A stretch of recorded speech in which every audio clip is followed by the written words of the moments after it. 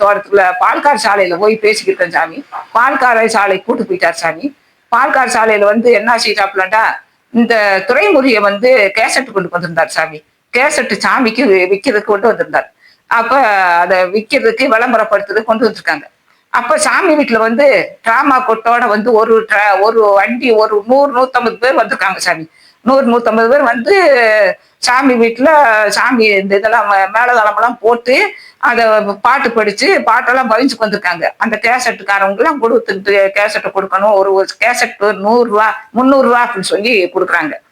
2 cassette வாங்கினா 500 ரூபான்னு சொன்னாங்க. சரின்ட்டு அப்ப என்ன செஞ்சா திண்ணையில சுப்பனமணி வீட்டு திண்ணையில சாமி வீட்டு திண்ணையில வச்சு பழைய வீட்டுல கொடுத்துருக்காங்க. அப்ப என்ன செஞ்சுட்டான் சாமிகிட்ட, சாமியே கேசட்டு கொண்டு வந்திருக்காங்க, அது என்னமோ பாட்டு படிச்சுக்கிருக்கேன், உங்க டிராமாக்கும் போட்டாண்டு வச்சுக்க, இந்த அங்க இருக்கிறப்ப எடுத்து கட்டி உடச்சுடுவேன், தூக்கி ஓட சொல்லு அப்படின்றாரு. அப்படின்றவன் அப்புறம் என்ன செஞ்சா நிப்பாட்டுறா அப்படின்னு மரம் கம்பளம் அடிக்க நிப்பாட்டாங்க துறைமுறையை நிப்பாட்டிட்டு திருப்பி என்ன செஞ்சுட்டாரு, சாமி இந்த கேசட்டு சாமி எங்களுக்கு ஒண்ணு கொடுங்க சாமின்னு கேட்டோம். கேட்கும் போது இந்த கேசட் 300 ரூபா மாட்டு அவங்க ஒய்ஃபு சொல்லுச்சு. இவர் சொன்னாரா அவங்க ஒய்ஃபு சொன்னாங்க தெரியல. சொன்னாங்க 300 ரூபாமா ஒரு கேசட், அப்படின்னா 300 ரூபா கொடுத்து கூட எங்களுக்கு ஒரு கேசட் கொடுங்க அப்படின்னு கேட்டு 300 ரூபாய்க்கு கேசட் வாங்கினோம். அப்படின்ட்டு வாங்கவும் இந்த வீட்டுல போய் கேட்டு பார்க்கணும் சாமி கேட்கணும். சாமியே கேசட் வாங்கினேன், என்ன வாங்கினேன் அப்படின்னாரு. அந்த இப்படி வீட்டுக்குள்ள இருந்து பார்த்தாரு நீ வாங்கினத அப்படின்னு. அப்ப வீட்டுக்குள்ள இருந்து பார்த்த கேசட் வாங்கியிருக்கேன் சாமி, 300 ரூபாய் என் சாமி வாங்கியிருக்கேன் சாமி, மூஞ்சில எரிஞ்சுட்டு வா அப்படின்றாரு. எதுக்கு சாமி, யாரை பத்தி பாட்டு படிச்சுருக்கியா, யாரை பத்தி பேசுறியா, அப்படி இப்படி ரொம்ப அசிங்கமா கத்துறாரு சாமி. இந்த ஆளு பூராமே என்ன செஞ்சுட்டாங்க, பால்கார் சாலையில போய் உக்காந்துட்டாங்க சாமி. அப்ப என்ன செஞ்சு சத்தம் போட்டுட்டு சாமி பால்கார் சாலைக்கு போயிட்டாரு. நாங்களும் சேர்ந்து சாமியோட போயிட்டோம். அப்ப சாயந்தரம் ஆகி போச்சு. சாயந்தரம் ஆகி போயிடுச்சுன்னா அப்ப அங்க போய் உட்காந்துருக்காரு சாமி. பட்டாம்பூச்சியை பாரு, அதை பாரு, இதை பாருதுக்கு இருக்காரு. அங்க போய் சால்வாயிட்டாரு. இந்த கட்டு சத்தம் கேட்டு அவர் பிடிக்கல, அப்படின்ற இந்த கொட்டு டிராமா சத்தம் பிடிக்கல. அப்ப அங்க போயிட்டாரு. அங்க போய் இப்ப சாமி உட்காந்து நடந்துட்டு இருக்கும் போதே, சாமி என்ன சாமி அப்படின்ற போது, இங்க நாடகம் போடுறதெல்லாம் வடக்குல சாமி, இங்க எதுக்கு சாமி இவங்க ஓடுறாங்க அப்படின்ற மாதிரி, யாரை பேசி பாட்டு போட்டுக்கிருக்கேன் அப்படின்றாரு.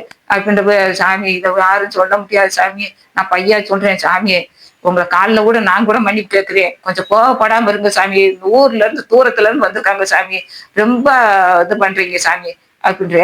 அவர் எதுவுமே காதே கேட்காத மாதிரி போயிலைச்சிய ஏன் மேல திப்பி விடுறதுக்கு அங்கிட்டு திப்பி விட்டாரு.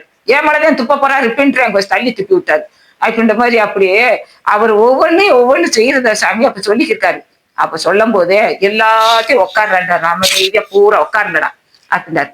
உட்கார்ந்துட்ட போது அப்ப என்ன சொன்னாரு சாமி, என்ன பாட்டு படிக்குது அப்படின்னு சொல்லுவு. அந்த வீட்டுல அந்த பால்கார் சாலையில பால்கார் ஒரு சின்ன பால்கார் சாலையில ஒரு சின்ன ரேடியா படிக்குதுன்ட்டு அந்த ரேடியா வானொலி ரேடியா படிக்குது. அப்ப எல்லாரும் அமைதியா உட்காந்துருக்கோம், சாமி அமைதியா உட்காந்துருக்காரு. அப்ப அதுல ரேடியோல என்ன படிக்குது, நீல சேலை கட்டி கொண்ட சமுத்திர பொண்ணே நெளிஞ்சு நெளிஞ்சு பார்ப்பதென்ன சொல்லடி கண்ணே, அந்த பாட்டு படிக்குது சாமி. சாமியே இந்த பாட்டு உனக்கு படிக்க தெரியுமான்னு சாமி கேட்டாரு. இது படிக்க கொஞ்சம் தெரியும் சாமி, தெரியாது சாமிங்க, அது என்ன படிக்குது சொல்லு பாப்போம் அப்படின்றாரு. இந்த பாட்டை பத்தி நீல சேலை கட்டி வரும்போது அந்த இது சொல்லும் போதுதான் சாமி உட்காந்து சந்தோஷப்பட்டு அப்போ எல்லா ஆளுகளும் அங்க இருந்து வாழ்த்தி அனுப்புறாரு சாமி. தென்னாடுடைய சிவனை போற்றி எந்நாட்டை போற்றி. திருச்சி.